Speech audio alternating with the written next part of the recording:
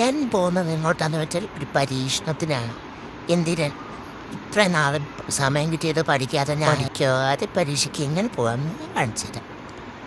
പിന്നെ ഇത്രയും നാളുണ്ടായിട്ട് പഠിക്കാത്ത ഞാൻ ആ 5 മിനിറ്റിൽ എന്ത് ചെയ്യാൻ പറ്റും?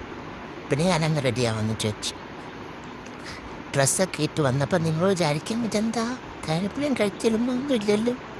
ഞാനിടും പക്ഷെ ഇതൊന്നും ഇടാൻ പാടില്ല. ഇതൊക്കെ അവിടെ ചെല്ലുമ്പോൾ നമ്മൾ ഊരണം.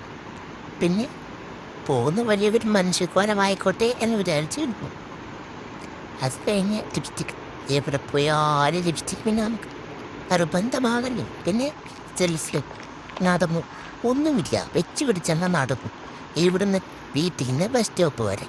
പക്ഷേ ഇതല്ല സർപ്രൈസ്. വേറൊരു സർപ്രൈസ് ഉണ്ട്. ആ നിൽക്കുന്നവരെ എൻ്റെ കൂടെ ബസ് തരാൻ നിൽക്കുന്ന ചേട്ടനില്ല, എൻ്റെ അച്ഛനാണ്.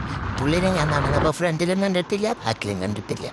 എന്നേക്കാൾ മുമ്പേ പോയി ബസ് സ്റ്റോപ്പിൽ നിൽക്കാൻ. ബസ് കിട്ടണമല്ലോ സമയത്ത്. എനിക്കില്ലാത്ത സൂക്ഷിക്കാൻ എൻ്റെ അച്ഛനുണ്ട്. നല്ല പേരുണ്ട്, ആൾക്കാർ ഉണ്ടല്ലോ. പിന്നെ കണ്ട ബസ്സൊക്കെ കയറി ഇറങ്ങി സെൻറ്ററിലെത്തി കഴിഞ്ഞപ്പോഴത്തേക്കും പിന്നെ ദൈവകടാക്ഷം കൊണ്ട് എൻ്റെ ആധാർ കാർഡ് നേരത്തെ നഷ്ടപ്പെട്ടിരുന്നു. അതുകൊണ്ട് വേറെ 2 ID ആയിട്ടാണ് ഞാൻ പോയത്.